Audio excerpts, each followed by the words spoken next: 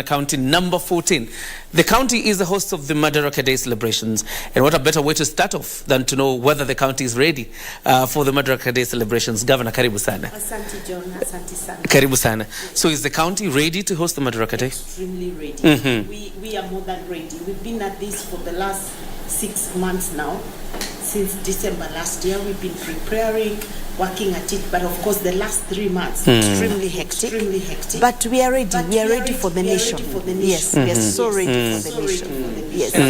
And as the nation troops to Embu County, and it's a county of great opportunities, but of course it comes at a time when Kenyans are faced with a lot of difficulties because of a cost of living. You're an insider in this government. What do you think should be the interim interventions by this administration to ease the cost of living? I think already there are interventions happening.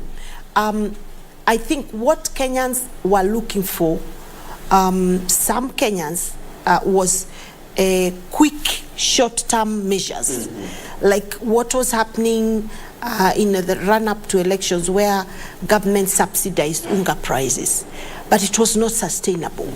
It got to a point where it was no longer sustainable. And even where you thought you were actually subsidizing unga so that the price can come down, you helped certain people, the millers. But that did not cascade down to being a benefit to the mwananchi. And so what is more sustainable but taking longer is what the KK government, Kenya Kwanza government, is doing right now. Number one, improve on the production. Sow up the production of maize, of food at the level of the farm, by ensuring you give fertilizer, subsidized fertilizer to the farmer.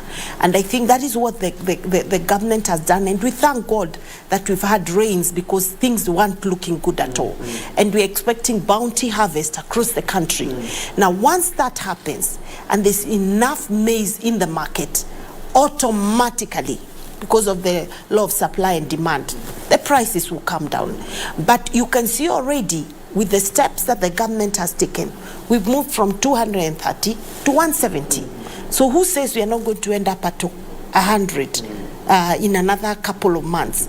We just need people to be more patient and agree that short-term measures that are not sustainable but are popular politically may not be the way to go, considering that the country is actually facing an economic challenge. We have come at a time when things are really bad, and the entire nation is hurting. Kenyans are hurting. So we've got to look at measures that are strategic, are practical, are sustainable, and are long-lasting in terms of making sure that it's not just a 2 months measure that then after a few months it's gone. So for me what the government is doing is admirable, should be supported, so that we can be able to sustain this economy. The second thing that the government has done, we've come into a country that is heavily in burden, and the debt burden is too high. We are now having to pay very many loans, and I'm happy that they are renegotiating the payment period, and that seems to be at least helping. And I'm also happy that the president has said we will borrow no more. You can't be in a hole, continue to dig that hole, and expect to get out of it. You've got to say stop digging, and that's what we've done. So we can't continue to borrow. So it is, we deal with what we have. We accept we have a challenge, but let's deal with what we have. We can't keep borrowing and expect to get out of that debt burden. And I think that for me is really the way to go. Should be supported by every well-meaning Kenyan, so that we can be able to get out of this debt. I am optimistic with the measures that the president is making, with the programs that is coming up, which are mainly aimed at improving production at the farm level, and also doing projects aimed at creating jobs for the young people and for the many unemployed young people, like the affordable housing.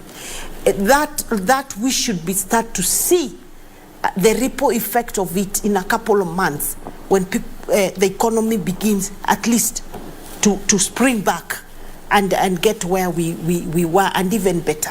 So I am certain that by next year this time, Kenya will be in a much better place. You talk about support, Governor, what you would call a multi-sectoral support. Yes. Agriculture is a devolved function, and probably you can also take that time and tell us what you're doing in terms of agriculture in Embu.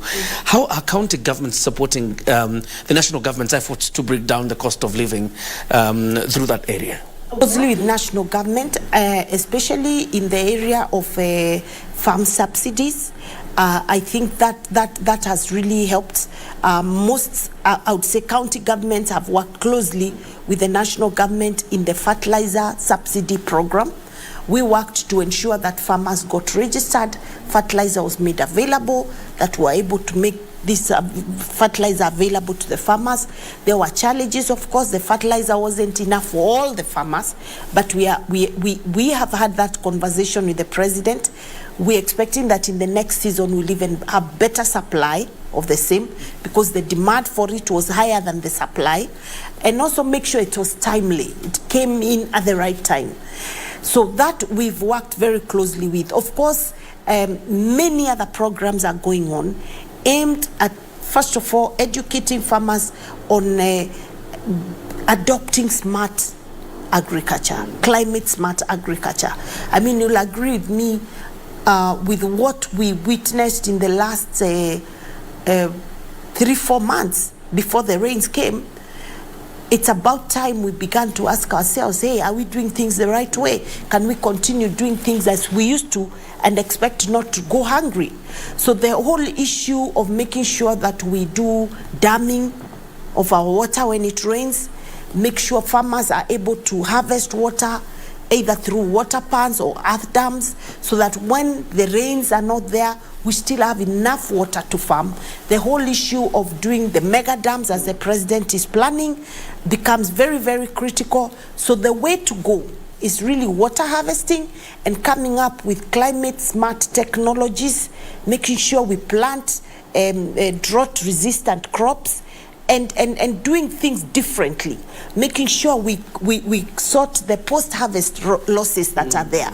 You'll be amazed that after every harvest, whether it is of fruits, whether it is of grains, the post-harvest losses are so high in Kenya, some as high as 60-70%. So what interventions can we come up with so that we reduce post-harvest losses? And that is why the plan of the county aggregation and industrial parks becomes very, very important for us, so that you're aggregating this produce into a central place, doing value addition where you need to, but also ensuring you reduce post-harvest losses by handling of that food in a good way, making sure there's cold storage, making sure the same gets to the markets in good time, and that really is the master stroke for me when it comes to agriculture. Right. We'll come back to agriculture a bit, because Embu County is known for tea, coffee, and mogoka. And we'll talk about it in a bit. Yes. But when you talk about the hardships, there was a threat just about the other day by county governments. You know, we are going to shut down the operations of county governments because of the delayed disbursement of funds. And there are Kenyans out there asking themselves, is it time to bite the bullet and say, all right, devolution is unsustainable? It would be wrong to rush to say devolution is not sustainable. What is happening is that the challenge of the fact that the country is at a bad place economically, we are not able to collect as much revenue as our needs are. And of course, when you're collecting revenue, you have to collect from Kenyans who are able to pay taxes. And if businesses are hurting, therefore even the challenge of where to get that tax becomes a problem, then you'll expect that if national government is not collecting, or if it is collecting in a pace not as good as before, then there'll be delays in the money coming to the county government. And what we are asking the national government to do is to have a balance, so that you're able to, we know you're under a lot of pressure to pay certain loans, you're under a lot of pressure to also be able to finance the national programs, but please remember there are counties that are also waiting on you to get their shareable revenue. But also, it is also a moment for the county governments to reflect that we actually 90% dependent on the national shareable revenue. And so counties must also begin to improve on their own source revenue, so that you must come up with measures to make sure you're collecting enough money in the areas where you should. Do not overtax the mwananchi, but where you're taxing, please collect the money and use it well. And I think that is where most counties are asking themselves, how do we improve on our revenue collection for our own source revenue and A, so that we are able to have more money. Let me cut you short. So you respond to that, because a report done just the other day by the Commission on Revenue Allocation, as well as the committee that works on the relationship between yourselves and the national government, revealed that county governments are underperforming in terms of own source revenue. That is very true. The example, Embu County government is said that we have potential to collect up to 900 million per year. Annually. To be honest with you, they have never achieved even half of that. When I came in the month of August, which was like 3 months into the financial year, they had only collected less than 150 million. The highest they have ever collected was, I think, in 2015, where they went to almost 600. Then it came down again. They've been collecting 300, 350. So that means if in your budget you're estimating to collect 900 million, but you only end up with 300, you leave a hole in that budget of close to 600 million. But believe it or not, since that time to now, by end of June, we'll be doing 700 million. So it means that if you take up certain measures and go cashless, because once you're collecting money cash, oh yes, the temptations will be there. People will take some of that money to get into their pockets. But if you go cashless, you'll be able to collect more. Now we are at 700 million this financial year, but we want to push it to 900 million in the next financial year. And if possible, push it to even 1 billion. Now, if you have your own source revenue, at least at the optimal level or near optimal level, some of these challenges we are facing will not happen. The huge pending bills that we have found ourselves inheriting will not happen. In the case of Embu County, I've inherited 2.2 billion of debt. Of that, almost 500,000 is unpaid staff remittances to either, banks, their loans, and all that. And so it's a messy situation. But we are steadily working at getting out of it and making sure that we get back on course. Yes. Let's talk about agriculture. Yes. Back to what the interventions, because much of what we've had, even interventions by the national government, have not yielded much fruit to end exploitation, particularly for tea farmers, coffee farmers. I think the other day you were trying to quell some wars down there because Mogoka was somewhere in the county. What is your county government doing particularly to empower farmers in this county? Say this, that a lot of the issues, especially around coffee, tea, milk, Mugoka now, which is a big issue, and then one of the biggest things right now is that you've got to find a way of reducing the gap between the farmer and the market, and linking the farmer directly to the market without using this many middlemen. Believe it or not, the middleman between the farmer and the market in coffee makes more money than the farmer. So how do we reduce that? One is we've got to pass laws that empower the farmer. And one way is by making sure that farmers have direct, through their cooperatives, they have a marketing license to market their own coffee directly. In the case of Embu, we do have a coffee mill, for your information, but it has never performed optimally because of also very many other issues and infiltration from without by the private millers who don't want this mill to perform well, because if it does, then they have no coffee to mill from Embu. But we are now working at it. We want to make sure that we streamline the systems, we bring all the cooperatives under one roof, we mill our coffee from there, and using our marketing license, we sell our coffee directly without coming through any marketing agent. We will be our own market. We'll be our own marketing agent. Yes, so that's what we are working at. The same needs to be done in tea. The same needs to be done in dairy sector, macadamia, which is a big issue right now. So we need to pass laws that make sure you protect the farmer. You don't, and what is sad is that the investors in these sectors, in this whole value chain, seem to have an upper hand than the farmer has. But it is our business now to correct those wrongs. And I want to encourage the National Assembly, the Senate, please pass laws that will protect the farmer. And then for us, our business is to now implement those laws. The reforms that were started in the former regime that didn't seem to have gone very far in the tea sector, in the coffee sector, now need to be implemented for real. And we are supportive of that. Personally, I am extremely supportive of those reforms that will make sure that there's more money in the pocket, like we used to say, pesa mfukoni.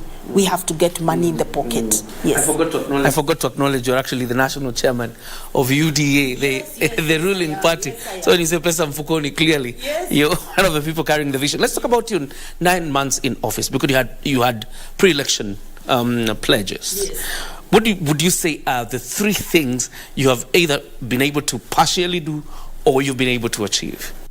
Let me say, as I mentioned earlier, I promised that within the first 100 days, and now we are now past 100 days, we are in 9 months, we've been able to improve on our own sales revenue collection. I mean, we streamlined it. We are not there yet. It's a whole process. It's a journey. But I'm happy with what we've been able to achieve within the first less than 9 months since we came in. The second thing, of course, is our health sector. Right now, at least I can say our hospitals are functional. We have supplies. We sometimes get challenges here and there, especially when we order our supplies from KEMSA, and the refill rate of, let's say, if you have asked for so much, you get like only 60% of what you asked for. So the refill rate is still low. It's 60%. We still have a long journey to get there. So that too is a bit of a challenge, but I'm happy. Our hospitals are functional. We have medication, we have drugs, we have non-pharmaceutical supplies that are required, but we still are not there yet. I still feel there's much more for us to do to make it even better going forward. The other issue, of course, is streamlining of government operations. You know, government, if it's not well organized, if it's not well structured, if you don't put the right people in the right places, nothing will move. And I think I've been able now, I can comfortably say that I now have a government where we are clear where we want to be, what we want to achieve, and we now have our plan well cut out. Of course, the whole issue of management of our resources becomes very important. You know, there was a lot of misuse, corruption going on, and, you know, making sure you seal all those loopholes and give some financial discipline by the government officers is very important, and I'm glad that we've been able to achieve that. But that, again, is not something you achieve one-off. You have to be at it every single day of the year. It's not the thing that you say we've achieved today, then tomorrow you're back. You've got to work at it every step of the way. We've been able to do our county integrated development plan, which is a 5-year plan, and it is now ready. and before the assembly for approval. And I'm happy that it was a really people-centered process of coming up with the county integrated development plan. We had public participation in all the 20 counties. I personally went to each of those counties. So from where I sit, I can't say I don't know what my people want. I don't know the priorities of the people of Embu County. I know, even with my eyes closed, what I need to do in Mbarire North, what I need to do in Mbarire South, what I need to do in Runyenjes, what I need to do in Manyata. I know the aspirations of the people, and that for me is very important. The other achievement is that now we can see we have a whole new stadium. You know, it was a pipe dream before, and it was an eyesore in the town, and I'm happy now we have a state-of-the-art stadium, very beautiful, well done, and now we have a place at least we can hire for sports. We can be used by our local sportsmen and women, and we can also we can now host some good games, national games here in Embu County. We are also going to have a market. The president on Friday is going to be doing groundbreaking for a new modern market in Embu town. He's also going to be doing groundbreaking for the affordable housing. Embu County is the third county after Nairobi and Homa Bay to have the low-cost housing, the affordable housing program. So we are going to be doing 400 in phase 1, 400 units. We want to see how the offtake will look like. And I can tell you it's a beautiful project. It's something Kenyans need to embrace. I want you to imagine, John, you've worked for 30 years, 40 years. You've been living in a town, paying rent to somebody 20, 30,000 per month. And after retirement, all you do is take your things out of that house and retire to the village without a home. This is the moment for Kenyans to own houses. Instead of paying 20,000 every single month of your working life to somebody, pay 5,000, 10,000 for a home that is going to be yours after 30 years. How beautiful will that be? I want Kenyans to open their eyes and see this opportunity so that you have a home. And even if it's not you living there, you can rent it out after you have left the city or the town. Or you can hand it over to your children. So it's a moment for us to own houses. It's a moment for every Kenyan, irrespective of how much you earn, to own a house. That means you back up the finance bill. Oh yes, I do. I just think that there's a lot of misinformation. I just think that we need to communicate more to those that we are asking to do this. And I think it's a moment Kenyans need to embrace and to realize that we save very little, and that's why after retirement, people die because you have no money to sustain you. You can't handle your health challenges. It will become a burden to your children. And this is a moment really for us to change our thinking and to wire ourselves differently. And this is an honest conversation that we need to embrace and have as a nation. And say, can we now save more for our future, for our retirement, for our old age? And this is a moment. All right. Yes. All right. The south of Embu, talk about water provision, because I've seen you in the podium before the president talking about water, particularly in the border that you share with Machakos on the other side. Oh yes, oh yes. The water problem is real in Embu. It is even more real in Mbarire North and Mbarire South. There is no difference between the Mbarire climate and that of Machakos or Kitui or Mwingi. It's the same. And so water is the biggest challenge in that part of Embu County. And that is why, for me, water programs become important. And that is why my conversation, even with the national government, through the president and the deputy president, has been, I need money to do water in Mbarire. And so dams will be very important. We have proposed 3 dams in Embu County, and the 3 which I want all done. I repeat, I really want all of them done, because if we get those 3 dams in this county, the water problem in Embu County will be a thing of the past. We will farm, and we are hardworking people, and we will make money. Yes. Let's talk about your position at the Council of Governors, resource mobilization and partnership role. Yes. What is the progress of?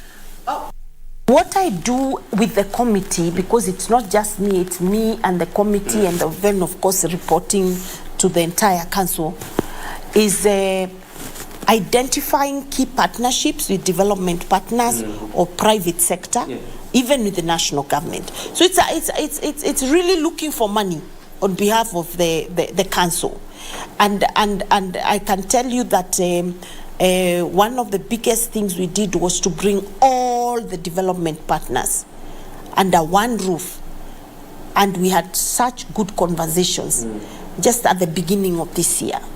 It's the first time it ever happened, and as a result, we are seeing quite a number of these partners coming through for counties, coming up with programs for counties. We're only saying that let these programs, especially those involving devolved functions, come directly to the counties, involve the county governments, because they know better what needs to be done where. And I'm happy that development partners are now engaging the county government more deeply and more in terms of doing programs in the different counties. Yes. Are you pursuing avenues where probably county governments can be able to get grants directly from probably a donor, other than the mechanism that has existed through the national government? No. It is not possible for a development partner to take money directly into a county. It must go through the laid down procedures within the Constitution and the PFM Act. But the beauty is, if a development partner wants to help to support counties, a certain county with programs, then the money will come to the county, of course, through the national channel, but it will be earmarked for that particular county, and it comes as a conditional grant. Conditional in that it must go specifically for the activity or the project identified between the county government and the donor. So it comes as what we call conditional grant. The national government also gives conditional grants. Like now, in the proposed county aggregation and industrial park, or KAIP, that's what we call them, the national government is giving us 250 million. The president has set aside 250 million for every county in the country. Then the counties are supposed to also give 50%, which is another 250, so that now you're able to develop the entire KAIP, make sure there's infrastructure, there's a whole model around it. So that also comes as a conditional grant. If it comes to you, you cannot divert it to any other program. You must go to the program earmarked by the national government. Right. Yes. I have about like 5 minutes before I wind up. Let's use it to do some politics, or hear your perspective of things. Yes. You saw your party leader on Monday, your former party leader, yes, for that matter, yes, actually a close friend of yours. Yes, yes. How did you feel about the sentence? Let me just say that I first of all, is a leader that I feel deserves respect and needs to ensure he maintains that space where he earns the respect. Now, I am a bit worried he's gone into the murky world of politics when he should have retired out of politics, especially at the status of a head of state, a former head of state. If you decide to engage in the day-to-day politics of the country, you lose your stature as a statesman, as a former head of state. I want to give the example of former President Kibaki. When he retired, he truly retired. And he maintained his respect as a former head of state unto his death. To date, if you listen to Kenyans talking about President Kibaki, they speak of him fondly. Amazingly, even former President Moi, when he retired for real. He left KANU to those he left behind to manage it. He actually left it in the hands he actually left it in the hands of Uhuru Kenyatta. I don't know who is this advising former President Uhuru Kenyatta that he should be out there fighting with the younger politicians, who some of them he has even mentored, and ending up losing the stature of a former head of state. My advice to him is, I think President Uhuru, exit the stage respectfully and be the statesman who can be reached out to for advice. Continue to do the softer side of politics. Let's see you planting trees. We need to plant 5 billion trees. Let's see you doing those things you're supposed to do. Let's see you engage more in the peace efforts that the president left you to do. But don't engage in the politics. And just realize, for me, the way I see it, realize that you're not Raila Odinga. Raila Odinga has never been the head of state. He has never been president. So he has all the right to do what he's doing, the noise, the politics. But for you, I think sit back and enjoy your retirement. I'm wondering, Governor, because there are people who say it's an inalienable right for the former president to associate whichever, with whomever he wants to associate with politically. Question is, there are those who say the push for him to retire is because probably he threatens the establishment, the current establishment in Mount Kenya. Honestly, if you look at it critically, he can't even claim to have any much influence in Mount Kenya. He lost that again by not listening. And I think that's why he lost all these friends he had and who he had walked the journey with, including myself. Listening, reading the ground right. And he was very good at that. I don't know where things went wrong.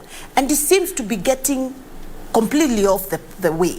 And I think the people even of Mount Kenya will respect him more if he supports the government of the day to do its work. And even if you don't like them or you're not supportive of them, then, just sit back, watch, and be an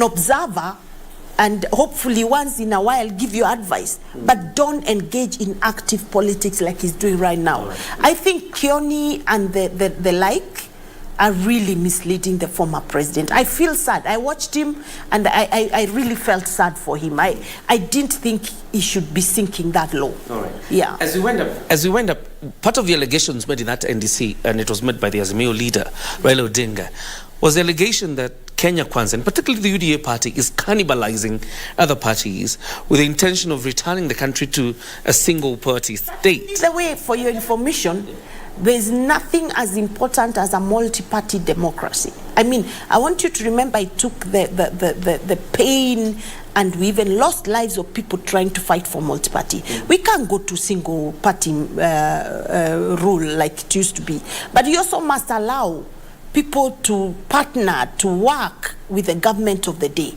It's come to a point where also Kenyans realize that you need to work with the government to be able to get to meet your pledges. What is interesting, even an Azimio governor has certain things they want to do for their people that can only come from national government. So to ask them to be in Maandamano every other Monday, and they will need to go to that same government to say, hey, come on, can we partner for a county aggregation and industrial park? It's also being unfair to those governors. I actually feel sorry for them when they are forced to continue. And you can see a sigh of relief when this thing stopped. From them, it's just that they're unable to say it loudly. So and I think also to Raila Odinga, politics has changed. The style of politics has changed. It's no longer the 90s. It's now we are in in a new era where people are doing things differently, where people are more keen about what you're doing for the people more than positions and power. You want to do things. People want to see change. People want to see development. And that can't come through his style of politics. He also needs to change his style of politics. Right. Yeah. I want you to use that camera there to do your last word and invite Kenyans to Madaraka Day. Yes. I want to take this opportunity to welcome all Kenyans from all walks of life to Embu County on the 1st of June 2023, the Madaraka Day. Yes. Thanks very much, Governor Cecily Mbarire is the governor of Embu County. There's so much to talk about, the development in the county, and of course, the aspect of devolution and what needs to be done moving forward. A word of hope that probably the cost of living will come down by next year. We continue to wait, Governor, and of course, we'll hold all of you to account. In the meantime, Embu County is open for the Madaraka Day celebrations next week. That's all we have for you tonight. Have yourself a fantastic night. God bless you.